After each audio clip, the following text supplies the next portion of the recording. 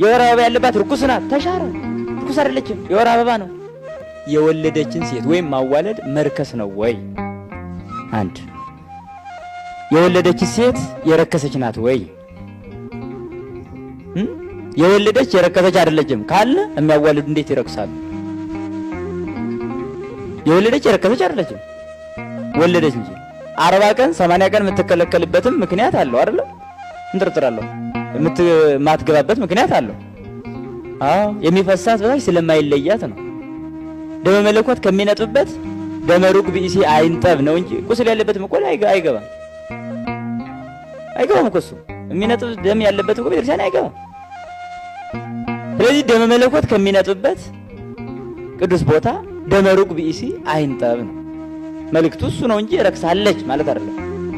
እንደገና የሚያዋልዱ ሴቶች የጠየቁ ሴቶች የሚሆኑ ወንዶች ደግሞ አይደል እነዚህ ሁሉ እንዳለ እስከ 40 ቀን ድረስ እስከ 80 ቀን ድረስ አይገቡም ተብሎ የሚከለከልበት በገጠሩም ሞልቷል።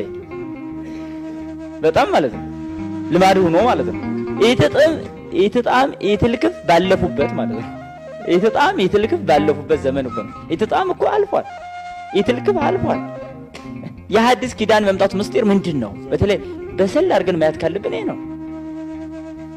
የሐዲስ ኪዳኑ ምስጢር ምንድነው ታዲያ?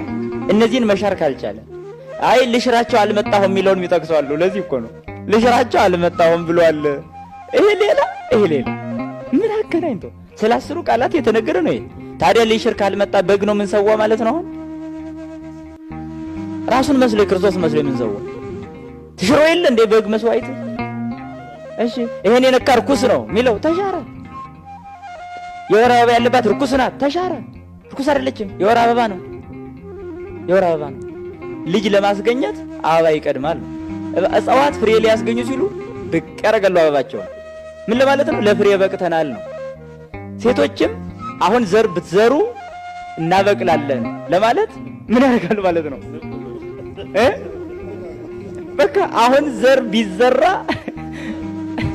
አሁን ፍሬ ማፍራት እንችላለን ሲሉ ወዲያው አበባ ያሳያሉ ነው ምስጢሩ። ይሄ ነው። ወደዚህ ተቀይሯል። የመጀመሪያው ከማአድመው ኪያ ለእንትኩ እፀው በለስ ከማሁ ደሙ ይለለ ወርሁ ነበር አይደለም? የመጀመሪያው የርግማን ነበር። እንደማይጎዳ አወቀና እግዚአብሔር ይሄን አልሻረውም። ምን አድርጎ ነው የተወው? ዝም ብሎ አበባ አድርጎ ተወው ማለት ነው። አሁን ሞት ተፈርዶብን ነበር አይደል? ሞቱ አሁን አልቀረም አይደል? እንደማይጎዳ አወቀና ቀረ። አሁን ሞት አይጎዳም። ሰው በስጋ ሞተ ማለት ጉዳት አይደለም። ይሄ እንዲሁ ነው የቀረው። የሚጎዳውን ነው የሻረው። የማይጎዳ ነገር አልተሻረም። ብላ በሐፈ ገጽ ካለ አይደል? ደክመ ብላ አለ። አሁን ደክሞ ብላት ቀርቷል። እንደ ጌታ ስለተወለደ አልቀረም። ለምን? ኃጢአት አይደለማ። ኃጢአት አይደለም። የወር አበባም ኃጢአት አይደለም። መውለድም ኃጢአት አይደለም። ትለድ በጻይር ወህማም አለ አይደል? አሁንም በህማም መውለድ ነው፣ ግን ኃጢአት አይደለም። እንዲያውም ልጅ በመውለዷ ትድናለች ይላል ቅዱስ ጳውሎስ ደግሞ። እና እነዚህን እኔና ጽንሰ ሐሳቡን እንረዳው። ርኩስ አይደለም። በብሉይ ኪዳን እይታም አይደለም የምናየው፣ በአዲስ ኪዳን እይታ ነው። ይሄን ይዘን ከሄድን የሚያዋልዱት ፍትሐ ነገሥት ላይ ለ20 ቀንም ተሰጥቷል አይደል? ነገር ግን ይሄንን ብቻ አይደለም የምንይዘው፣ እንደ ወቅቱ መታየት አለበት። ከኛ በኋላ የሚመጡት ደግሞ ምን ይሆናሉ ይላል ፍትሐ ነገሥቱ። ያያሉ ብሎ አስቀምጦ የለም እንዴ? ስራ ሆነ ነው ማዋለድ ማለት ስራ ሆነ፣ አሁን ላይ ማለት ነው ስራ ሆነ። ታዲያ እነዚህ ለቁርባን የሚበቁበት ጊዜ የላቸውም ወይ? አላቸው። ካህኑ ለክቶ ሊሳታቸው ይገባል። የልጆች ቤተክርስቲያን የሚገቡበት ሳይከለከሉ ሲጀመር ማለት ነው።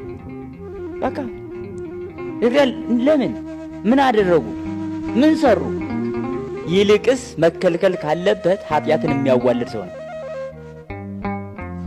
አጥብቀን መከልከል ካለበት ለምን? ቂመኛ ሰው ካለ ከልክሉት። እስኪ በእውነት መከልከል ካለበት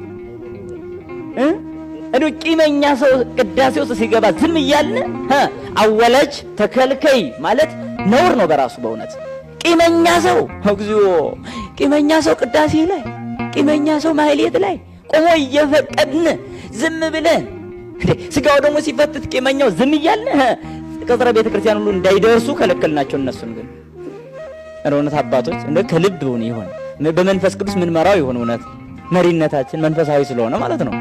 ስለዚህ አጥብቄ እንድናገር የፈለኩት ለምንድን ነው?